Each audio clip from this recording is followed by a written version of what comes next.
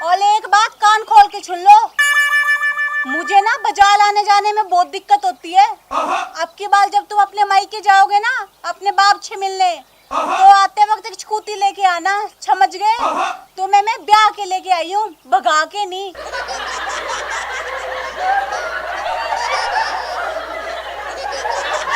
गुलाबो, मेरे पिताजी ने तुम्हें दहेज में ट्रैक्टर तो दिया था। मेरे पिताजी के पास अब और कुछ नहीं बचा। तुम गुलाबो दहेज की मांग मत करो। बाबुल की दुआएं लेता जा, जा तुझको सुखी संसार मिले। बाबुल की दुआएं लेता जा,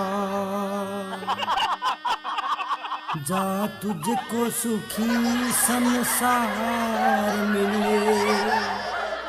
मायके की कभी ना याद आए, जा तुझको सुखी परिवार मिले।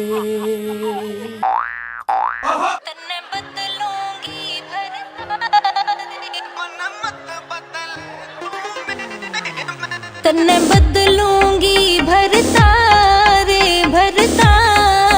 इस हसनापुर के मेले में। कुछ कहे सुनेगी माने रे माने, मन मत बदले।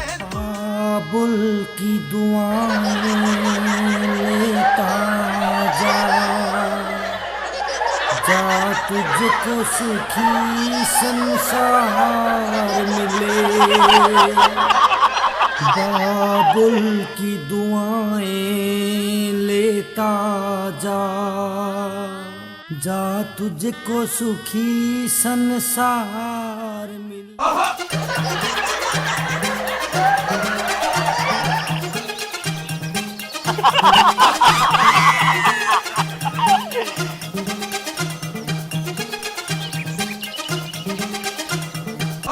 अले अब तो लोना बंद कर लो, बहुत हो गया।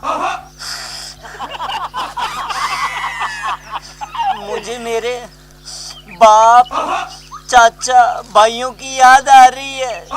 मैं 25 साल उनके साथ रहा हूँ, अब उनको छोड़ के ससुराल जाना पड़ रहा है। देखो जी, आप लो मत, वरना आपको देख के ना मुझे भी लोना आ जाएगा। अब आप चुप हो जाओ प्लीज।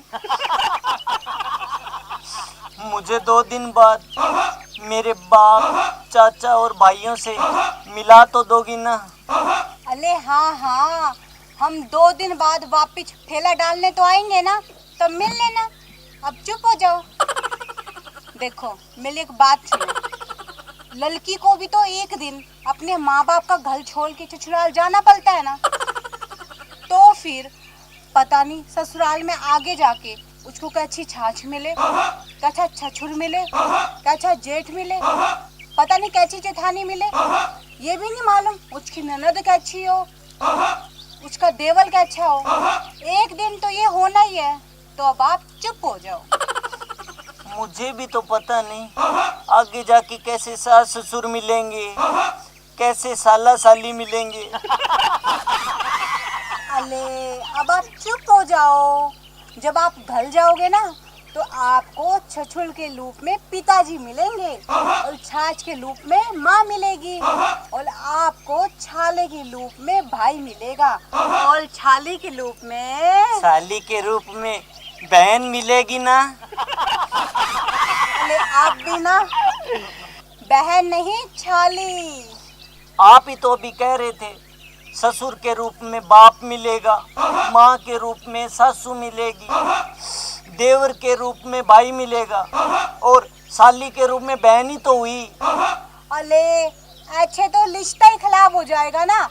अगर वो आपकी बहन लगेगी तो फिर मैं आपकी क्या लगी? बड़ी बहन। ए लाम, होती किस्मत मेरी।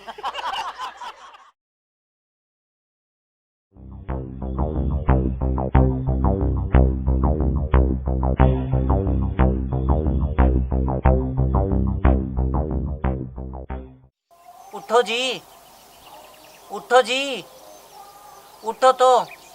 देखो मैं आपके लिए चाय बना के लेके आया हूँ, अदरक वाली, बढ़िया। हाँ उठ जाओ।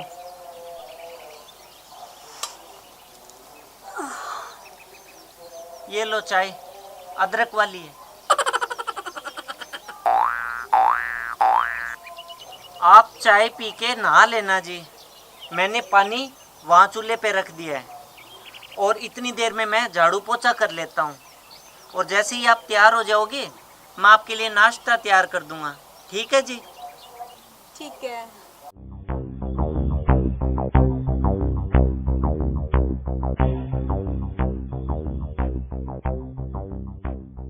ये लो जी टिफिन। और है ना, खाना टाइम पे खा लेना। आप काम में इतना व्यस्त रहते हो, बेवक्त खाना खाते हो, उस वजह से आप कितने दुबले पतले होते जा रहे हो। खाना टाइम पे खाना आप। ठीक है मेरे पति देव, मैं खाना टाइम पे खा लूंगी और आप मेरी इतनी चिंता मत कीजिए, ठीक है? और अब मुझे ना ऑफिस के लिए लेट हो रही है, ठीक है? मैं जाती हूँ, बाय। आप ऑफिस जाओ। और है ना, मुझे अभी बर्तन भी धोने हैं और बहुत सारे कपड़े धोने पड़े हैं, ठीक है? चलिए बाय।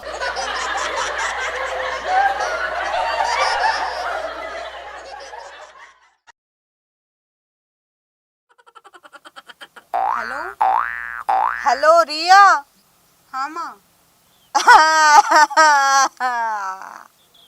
आप रो क्यों रही हो? क्या बताऊं बेटी। अरे तूने ये कैसा पति ढूंढ लिया? क्या? अरे उसने मुझे धक्के मार के घर से बाहर निकाल दिया। मैं बताती हूँ उन्हें। ठीक, आप चिंता मत कीजिए, मैं अभी बात करती हूँ उनसे। ठीक है।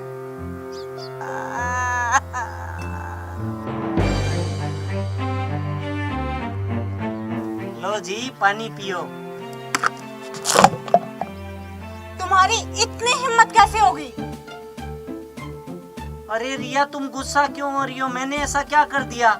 ज्यादा अनजान बनने की जरूरत नहीं है। तुम्हारी इतनी हिम्मत कैसे होगी कि तुमने मेरी माँ को घर से निकाल दिया? नहीं रिया, मैंने ऐसा कुछ भी नहीं किया, मैं सच बोल रहा हूँ। तुम अभी मेरे घर से निकल जाओ, समझे? रिया, मैं तुम्हारी कसम खा के कहता हूँ, मैंने सासू माँ को घर से नहीं निकाला। मेरी झूठी कसम खाने की कोई जरूरत नहीं है, समझे? रिया, तुम मेरी बात पे यकीन क्यों नहीं कर रही हो? मैं सच बोल रहा हूँ। तो फिर क्या मेरी माँ झूठ बोल रही है? मेरी माँ कभी भी झूठ नहीं बोल सकती।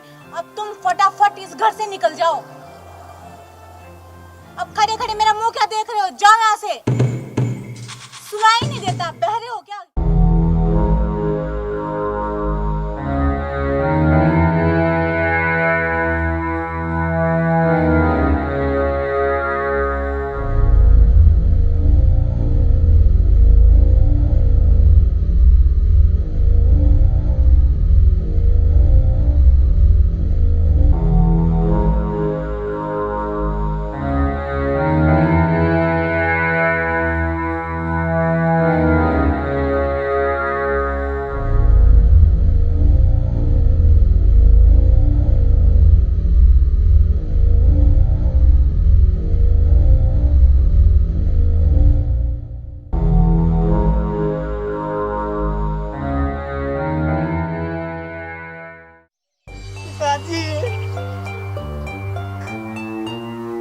अरे रो क्यों रहा है बेटा मटरू? क्या बात हो गई?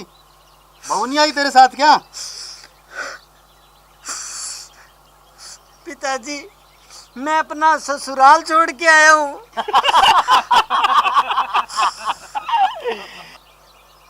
बेटा मटरू क्या बात हो गई? बहू ने कुछ कहा क्या? पिताजी, मैं आपको सारी बात बताता हूँ। हाँ बेटा बता बता, क्या बात हुई? पिताजी, मैं ससुराल में सारा दिन काम करता हूँ। सुबह उठता हूँ जल्दी, उठते ही झाड़ू पोछा ये सब करता हूँ। उसके बाद रिया के लिए नाश्ता तैयार करता हूँ, दोपहर का खाना तैयार करता हूँ। उसके बाद नहर पे जाके कपड़े धो के लेके आता हूँ। सारा दिन काम ही काम। और आपकी बहू, उनके ताने सुनो जो अलग, पिताजी मैं अब ससुराल नहीं जाऊंगा। बेटा मटरू, घर का काम करना तेरा फर्ज बनता है और घर में छोटी मोटी बातें तो होती रहती है। बेटा मटरू, ऐसे घर छोड़कर आना ठीक नहीं होता। चल, मैं तेरे को बहू के पास छोड़ कर आता हूँ। पिताजी मैं ससुराल नहीं जाऊंगा, मैं अब यहीं रहूंगा।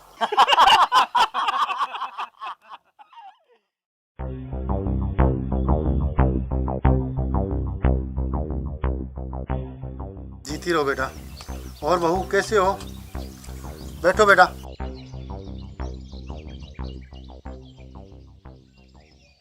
मैं तो ठीक हूँ पिताजी। मटरू कैसा है? वो ठीक तो है ना? हाँ हाँ बेटी, मटरू बिल्कुल ठीक है। पिताजी वो 2 दिन का कह के आए थे और उन्हें पूरे 7 दिन हो गए यहाँ आए हुए।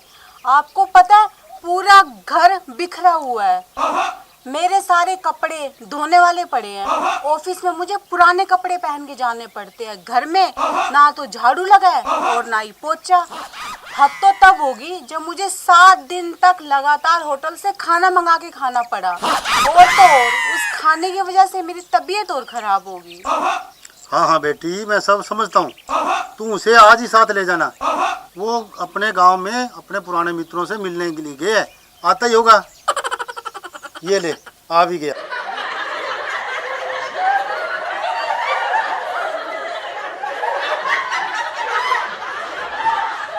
क्या भाई, मेरे बिना मन लग गया था क्या? नहीं जी, आपकी बहुत याद आती थी। आप 2 दिन का बोल के आए थे और पूरे 7 दिन रुक गए। बेटा मटरू, जल्दी से तैयार हो जा, तुझे बहू लेने आई है। बापू मैं 10-15 दिन और रुकूंगा।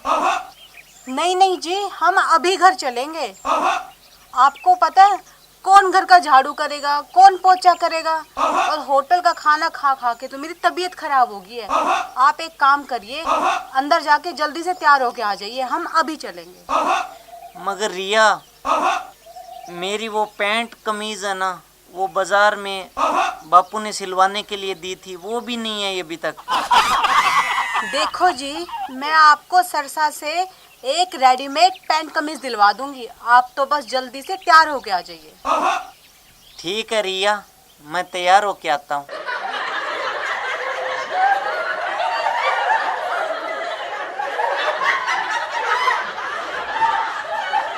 और बहू, तुम्हारी सर्विस कैसे चल रही है?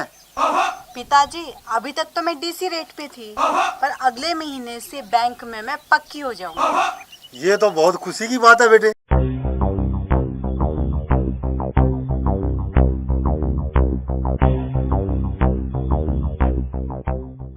चलो रिया, मैं तैयार हो गया। ठीक है पिताजी, हम दोनों अब जा रहे हैं। ठीक है बेटा। बाबुल की दुआएं लेता जा, जा तुझको सुखी संसार मिले, मायके की कभी ना याद आए, जा तुझको सुखी परिवार मिले।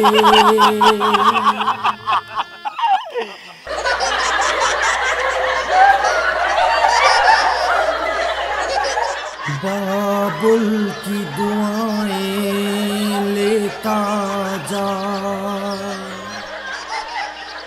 जा तुझको सुखी संसार मिले। झाड़ू पोछा और सब काम जल्दी जल्दी खत्म कर लो, समझे? और पहले मेरे लिए 1 गिलास पानी और 1 कप चाय बना के लाओ। तुम्हें पता है आज मैं पड़ोस में कहानी सुनने जा रही हूँ।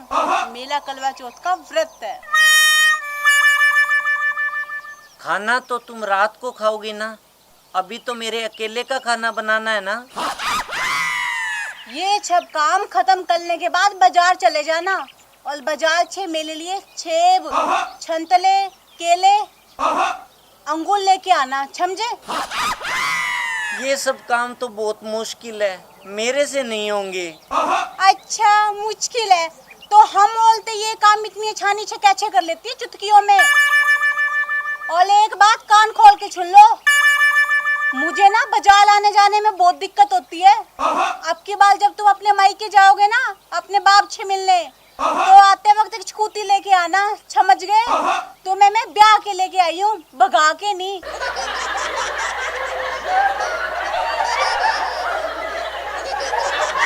गुलाबो, मेरे पिताजी ने तुम्हें दहेज में ट्रैक्टर तो दिया था।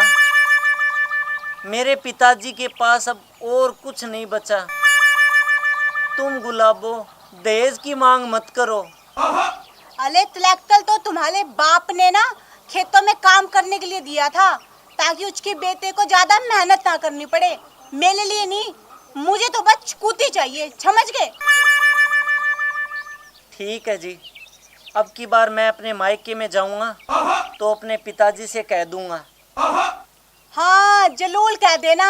अगर तुम्हारा बाप अपने बेटे को छुखी देखना चाहता है तो, समझे? और एक और बात कान खोल के सुन लो, मैं शहर में ब्यूटी पार्लर की दुकान खोलना चाहती हूँ, समझ गए?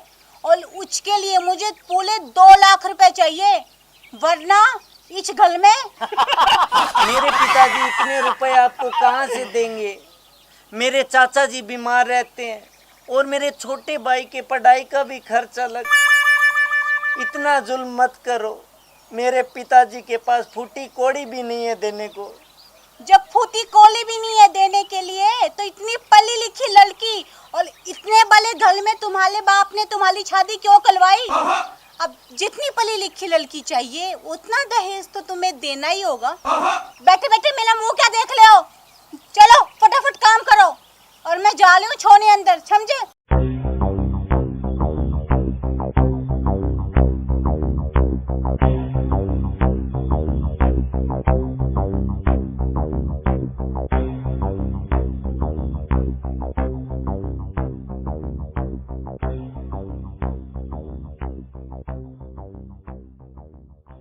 पाए लागू पिताजी। बेटा मैंने सोचा मटरू को ससुराल गए बहुत दिन हो गए, सोचा मिल ही आऊं, इसलिए चलाया। पिताजी आपकी बहू। हाँ बेटा मैंने सब सुन लिया है।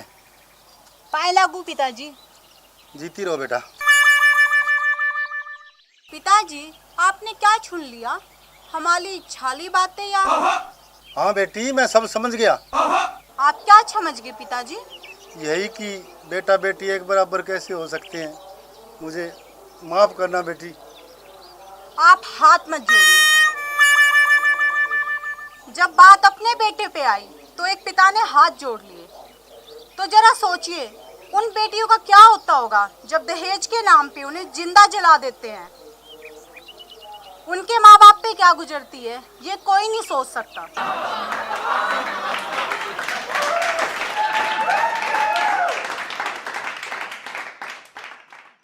राम राम जी, ये सच्चाई है कि अगर ऐसे ही कन्या भ्रूण हत्या होती रही तो लड़कियां जाएंगी लड़कों को ब्याहने। अगर लड़कियों को ऐसे ही हम कोख में मरवाते रहे तो वो दिन दूर नहीं जब लड़कों की संख्या बहुत ज़्यादा हो जाएगी और लड़कियां बहुत कम। तो अभी आपने देखा ना जो हाल था, आने वाले समय में लड़कियों की कमी के कारण यही हाल आपको देखने को मिलेगा। तो आपसे विनती है कि कन्या भ्रूण हत्या ना करवाएं।